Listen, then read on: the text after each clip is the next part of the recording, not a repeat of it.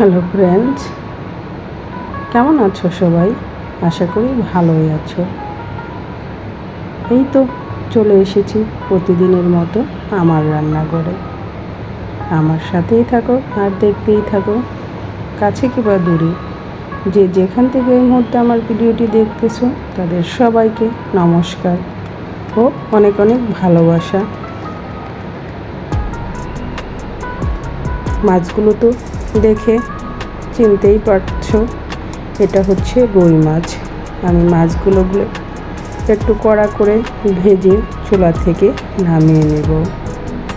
আজ এই রুই মাছ দিয়েই রান্না করব মজাদার একটা রেসিপি। অনেক বাচ্চারাই আছে বড় মাছ খেতে চায় না, যেমন আমার বাচ্চারা বড় মাছ খেতে পছন্দ করে না। তবে আমি যদি এভাবে রান্না করে দিই তবে ঠিক চেটেপুটে খাবে।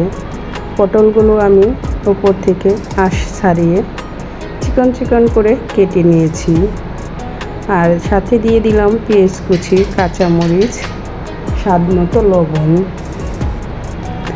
এগুলো দিয়ে এখন নেড়ে চেড়ে পটলগুলোকে ভেজে নেব। আজ এই পটল দিয়েই কীভাবে রুই মাছ ভাজি করি সেটা দেখতে হলে আমার সাথেই থাকো আর দেখতেই থাকো। আর ভিডিওটিতে একটা লাইক দিয়ে কন্টিনিউ করো। এই পটল দিয়ে রুই মাছ আমি যেভাবে ভাজি করতেছি এভাবে করলে ছোট থেকে বড় সবাই চেটেপুটে খাবে। যেও বড় মাছ খেতে পছন্দ করে না ঠিক সেও খেয়ে নেবে। আর এরকম একটা পটল ভাজি রুই মাছ দিয়ে হলে এক প্লেট ভাত শুধু এই ভাজি দিয়ে খাওয়া যায়। পটলটা যখন হালকা ভাজি হয়ে আসবে তারপরে এখানে দিয়ে দিলাম অল্প পরিমাণ হলুদ গুঁড়া। এখন এই হলুদ গুঁড়া দিয়ে নেড়ে চেড়ে আবার পটলগুলোকে ভেজে নেব। ভাজিটা যত সহজ খেতেও কিন্তু ঠিক ততটাই সুস্বাদু।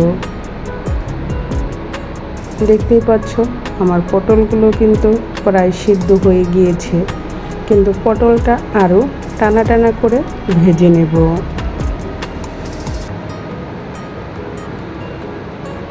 আমাদের বাসায় এই ভাজিটা সবারই খুব পছন্দ।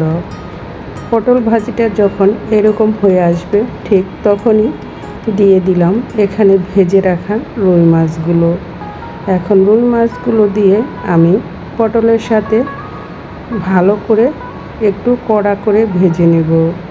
আর মাছগুলো কিন্তু আমি ভেঙে দেব। আর এইভাবে ভেঙে পটলের সাথে ভাজি করলে সবাই খেতে খুবই পছন্দ করে। আর অল্প উপকরণ অল্প মশলাতেই এই ভাজিটা কিন্তু খেতে দারুণ লাগে।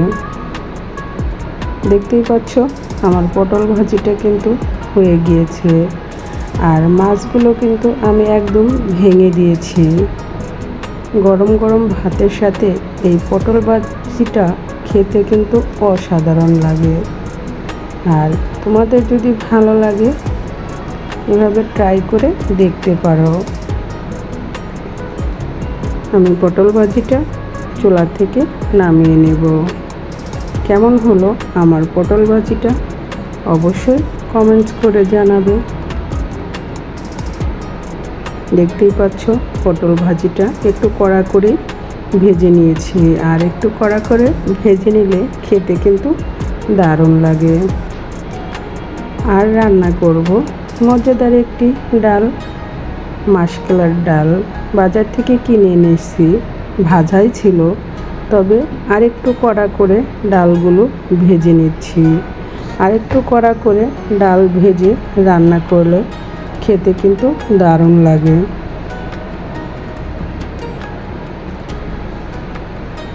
আমি ডালটা এই তো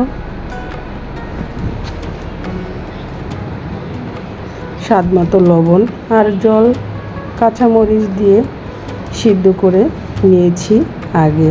আবার সিদ্ধ হওয়ার পরে এখানে দিয়ে দিলাম হলুদ গুঁড়া, আর দিয়ে দিলাম আবার কাঁচামরিচ, আর দিয়ে আবার একটু ফুটিয়ে নিয়েছি। আর এদিকে প্যানে আমি ইলিশ মাছের মাথাগুলো কড়া করে ভেজে নেব। আজ এই আস্ত ইলিশ মাছের মাথা দিয়েই রান্না করব মজাদার এই মাসকলাইর ডাল। প্রথমে তো তোমরা দেখতেই পেলে আমি ডালটা সিদ্ধ করে নিয়েছি। প্রথমে শুধু লবণ আর কাঁচামরিচ, প্রথমে তো আমি ডালটা সিদ্ধ করে নিয়েছি শুধু কাঁচামরিচ লবণ দিয়ে, আর তারপরে সিদ্ধ হওয়ার পর হলুদ কাঁচামরিচ দিয়ে একটু ফুটিয়ে নিয়েছি। তারপরে এই তো দেখতে পেলে ইলিশ মাছের মাথাগুলো কড়া করে ভেজে ডালের ভিতরে দিয়ে দিলাম। এখন ডালটাকে আবার একটু ফুটিয়ে নেব। আর এদিকে আমি অবশিষ্ট ওই তেলে প্যানের ভিতরে দিয়ে দিচ্ছি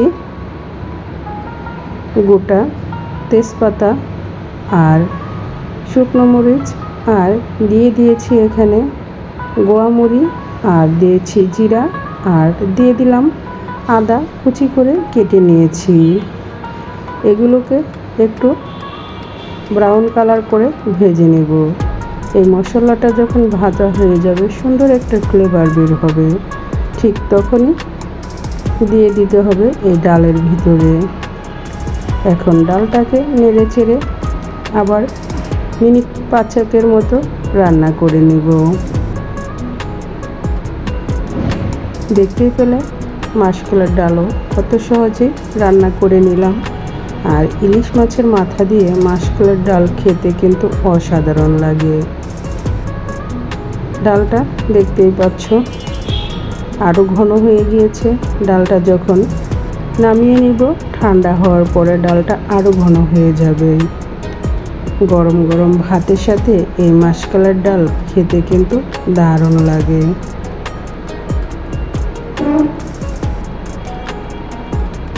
যদি ভালো লাগে এভাবে ট্রাই করতে পারো।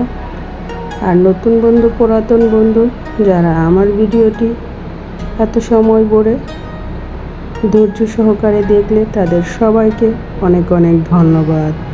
আর নতুন বন্ধু যারা আমার পরিবারে আসবে, আমার কমিউনিটিতে ছোট্ট একটা মেসেজ করে যাবে, আমিও তোমাদের পরিবারে চলে যাব। আর পাশে থাকা বেল বাটনটি অন করে দিবে, যাতে কোনো নতুন ভিডিও দেওয়া মাত্র তোমাদের কাছে পৌঁছে যায়। সবাই ভালো থেকো, সুস্থ থেকো। আবার দেখা হবে নতুন ভিডিওতে। আজকের মতো এখানেই বিদায় নিলাম।